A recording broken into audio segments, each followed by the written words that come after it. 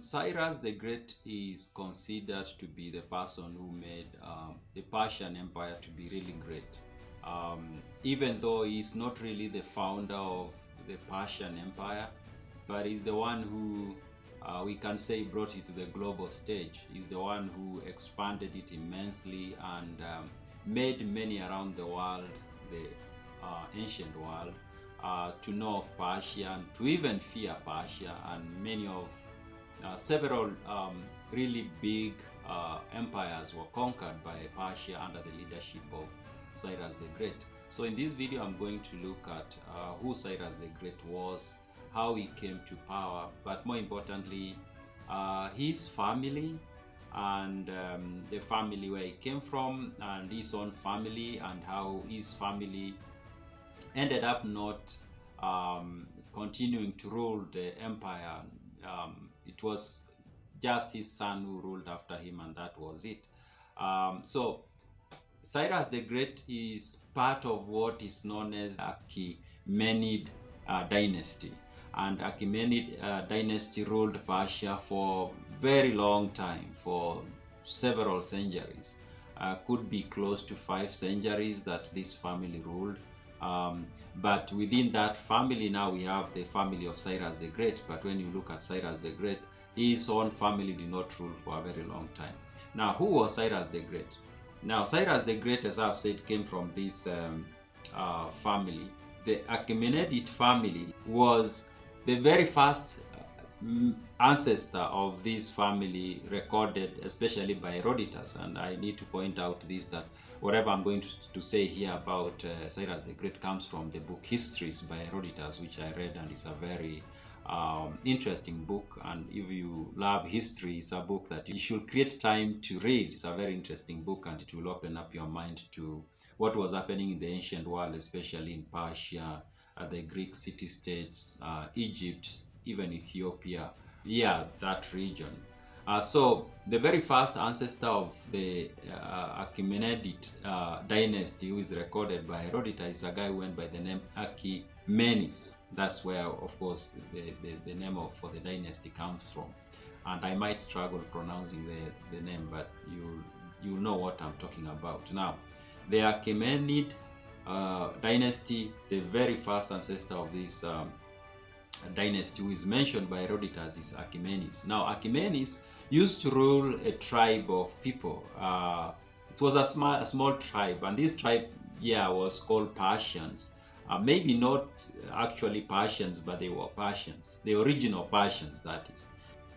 Now, this person ruled this small tribe of people, and he had a son who ruled after him, who went by the name Thespis. Now, Thespis had 2 sons. Thespis ended up having Cyrus, not Cyrus the Great, but another Cyrus. Cyrus is usually referred to as Cyrus I, and Ariamnes. These were his 2 sons, the sons of Thespis. Now, it's very important to keep track of these 2 families that are emerging at this point from the sons of Thespis, because it is from these 2 lines that the Persian kingdom is going to be ruled for a very long time. Now, from the family of Cyrus I, that's where Cyrus I, or Cyrus the First, he's the grandfather of Cyrus the Great. And Cyrus the First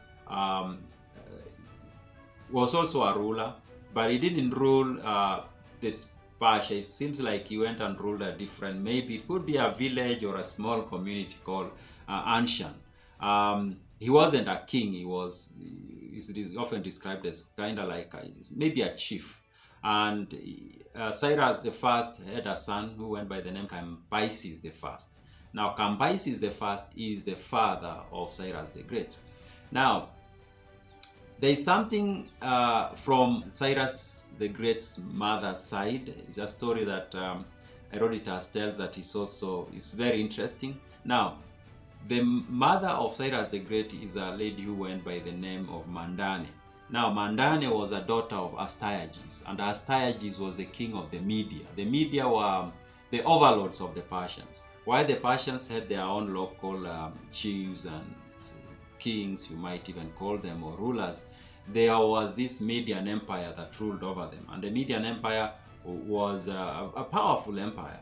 And so the mother of Cyrus the Great came from the family of the king of the Media, who went by the name Astyages. And her name was Mandane. Now, Astyages did not love Mandane that much. And there is a reason why he didn't love her.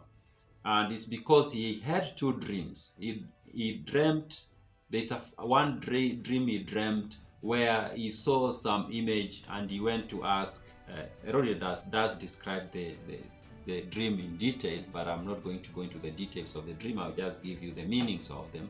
So both dreams that he had were interpreted by the Magi, who are like the prophets, you might call them, or religious leaders in that society. And they told the king Astyages that the dreams meant that from his daughter's womb, a great king will emerge.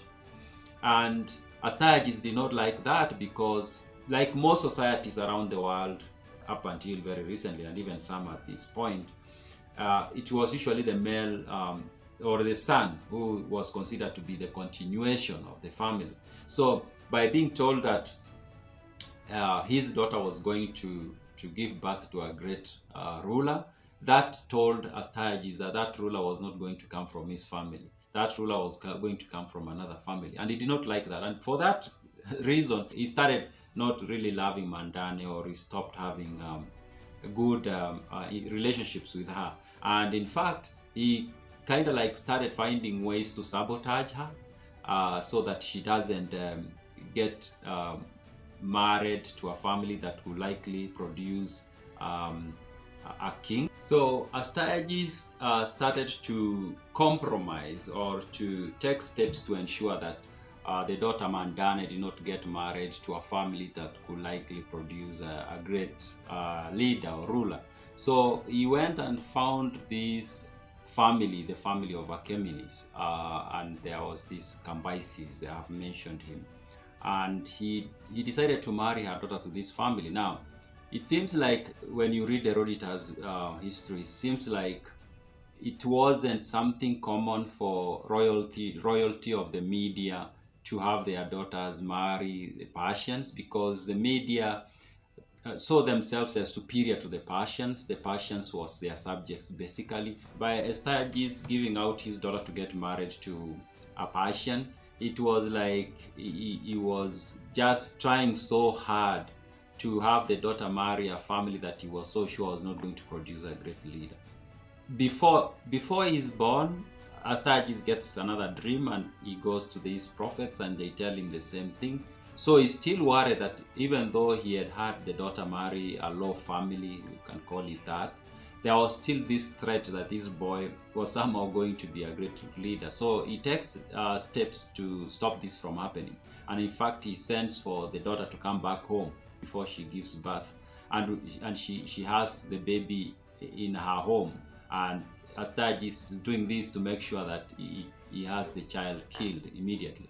So when the child is born, he sends for a guy who went by the name Apagas, who was like a general in his army or something like that, and he gives him the instructions to have this child killed, and he gives the baby to Apagas. And Apagas decides he's not going to do the job himself, so he calls in a shepherd, and this shepherd used to work for the king. His name was Mithridates. Now Mithridates, this part of the story is so interesting, especially if you read the history of Rome by Livy, or Titus Livius, where he talks about the birth of Romulus. It's so similar, and it leaves you wondering whether these stories, there's something about a story of a baby being born and being taken to be killed, and then a shepherd taking the baby and raising up the baby as his own, because that's what happens in both the stories. Romulus and his brother, the difference here is that Romulus had a twin brother,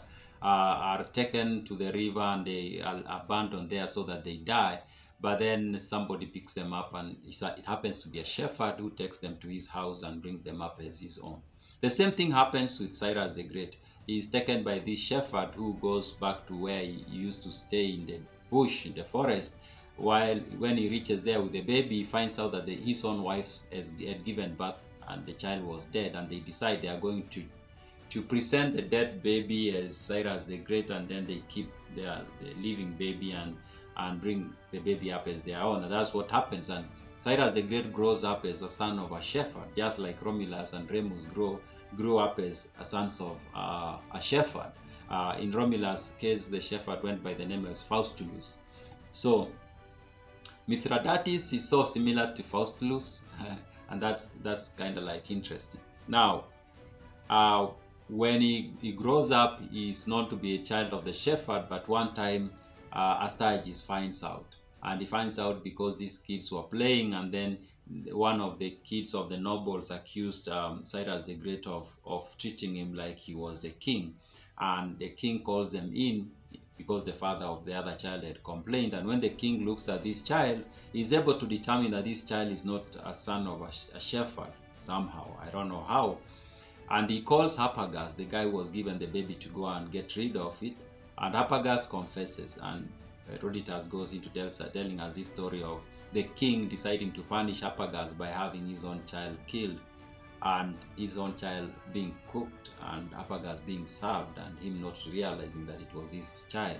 Now, out of this punishment that he gave Harpagus, Harpagus becomes very bitter with the king. And this helps Cyrus to come to power, by the way, because Harpagus continues having this resentment against the king, against Astyages, and Cyrus is sent back to his home among the Persians, and while there he grows, and at some point he's able to start leading. He becomes a leader of the Persians, his village or his small tribe, and then he starts communicating with Harpagus. Harpagus started sending him messages. Herodotus tells us that he used to kill animals and put letters in them and then send them to him as if it's a gift. But then the boy will realize that it's a message inside the animal. And that's how they communicated. And through that, they were able to organize a revolt. And Cyrus the Great started coming with these Persian soldiers. And Astyages was relying on Harpagus to lead the Median army. But then, of course, he was part of the whole thing. And he just took the Median army and joined them with the Persian army, and they became one army, and Astyages was removed from power. But Herodotus tells us that Cyrus did not do any harm to his grandfather. In fact, he took very good care of him until he died of natural causes. Now, Cyrus now has this big army of the Media and the Persians, and of course now they become Persians basically. And he goes out and he does a lot of things, and among his successes is now the king of the Persians and the Median or the Medes as they were called. They were not in the Median, but the Medes, is to go and conquer some of the big empires. And one of the big empires he conquered was the empire of Lydia. Now, Lydia was a very powerful empire in the ancient world. This is around maybe 470 BCE, around there. And he goes and he conquers Lydia. By then, the king of Lydia, missing his name, he takes him as a captive and he makes him his advisor anyways. So he conquers Lydia, he conquers so many other tribes around that region. We can say around the place we know today is Turkey and Eastern Europe, and then a big chunk of land in Asia. He conquers that area, he conquers Babylon, and then he's conquered even tribes that were to the east of Persia. But there was this one tribe that was known as the Massagetae. Now, the Massagetae were ruled by a woman who went by the name Tomyris. And while they seem to have been under the rule of the Persians for a while, at some point Tomyris decides to revolt. And the way Herodotus describes it, Cyrus the Great was so confident of ending this revolt, and he goes and he tries to negotiate with Tomyris, but Tomyris refuses, and then he attacks, and in the process he kills the son of Tomyris, and Tomyris is very angry about that, of course. And she ends up leading an army, and she ends up killing Cyrus, which was not really expected. Nobody expected that the Massagetae were capable of doing that, but they ended up doing that. They And now Cyrus the Great dies. This is around the year, could have been the year, let me try to check here. It could have been around the year 530 BCE. Now, after his death, okay, before his death, I need to mention, before we go past his death, I need to mention his immediate family. Now, he was married to some lady who came from a very good family. I'm forgetting her name. She was the daughter of a person who went by the name Parnaspes. And she did have two sons, Cambyses the second, and Bardia, who went by the name Smardis, and three daughters, Atossa, Tiston, and Roxane. These were his kids. Now, after his death, Cambyses the second becomes the next king of Persia. Now, Cambyses also ended up having a lot of success in his campaigns. He went to Egypt, he conquers Egypt, he conquers Nubia. Apparently there was a kingdom that was to the south of Egypt that used to go by the name Nubia. And then maybe it's the Nubians we know today. And then he attempts to go after the Ethiopians, and the Ethiopians defeat him. He's unable to conquer the Ethiopians, so he goes back to Egypt. He kind of settles there for a while. He brings all his sisters to Egypt, except for his brother Smardis. We are told that even though it wasn't really acceptable in the Persian society, Cambyses II ended up marrying his own sisters, in particular Atossa and Tiston, I think, or Roxane, but Atossa for sure, and one of the other two. And he lives with them in Egypt. And then one time he hears rumors about Smardis in Susa. Susa was the capital of the Persian Empire. He believes that Smardis could be a threat to his power, and he sends one of his friends or close generals to go and get rid of Smardis, and Smardis is killed in secret. Nobody is told about this, and this becomes a huge error on the side of Cambyses, because the enemies, his own enemies, or his enemies, or the enemies of the family within the empire, use this as an opportunity. Now, when he gets rid of Smardis and he tells nobody about it, there is the Magi, who are like the prophets in Susa, know about this secret, and one of them had a brother who looked very close to Smardis, and they pop him up as the next king. And Cambyses hears about this while he's in Egypt, and he's very angry, of course, and he starts moving back to Persia to face this person who is claiming to be his brother. And in fact, he confronts the person he had sent, and the person said, yeah, I need to get rid of him, and he's wondering, who is this then I'm hearing, who is calling himself Smardis? And as he's trying to go back to Susa, he dies in the desert. Now, when he dies in the desert, the Magi continue ruling for a moment. But then now, this is where the other part of the family comes in, the other side of the family of Ariamnes. Now, Ariamnes, as I told you, was the brother of the grandfather of Cyrus the Great. Now, Ariamnes had a son who was called Arsamis, and Arsamis had a son who was called Istapis. Now, Istapis was the direct cousin, or the cousin of, could be the second cousin of Cyrus the Great. And he also had a son who went by the name of Darius. Now, Darius could be considered to be a cousin of Cambyses, but Darius was just a soldier. He was very young when Cyrus died. In fact, he was not even old enough to be in the military. And when Cyrus died and Cambyses the king, he becomes a soldier, and at some point he's made something like a governor of some region. So when the Magi take power in Susa, Darius is like a governor of some part of Persia.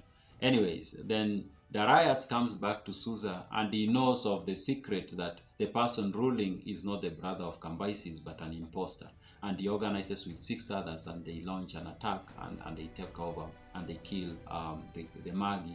And not long after that, Darius becomes the ruler. And I've explained in another video how he managed to trick the other conspirators who he had worked with to make him the king, and he becomes the king. And from him, the Achaemenid family or dynasty continued to rule for the next maybe 300 or 400 years. Thank you for watching. If you like what I cover here, subscribe so that you don't miss any of the videos that I publish. Also leave me a like, and if you have questions or you have an opinion or something came into your mind as I was explaining this, feel free to leave me a comment. See you in the next video.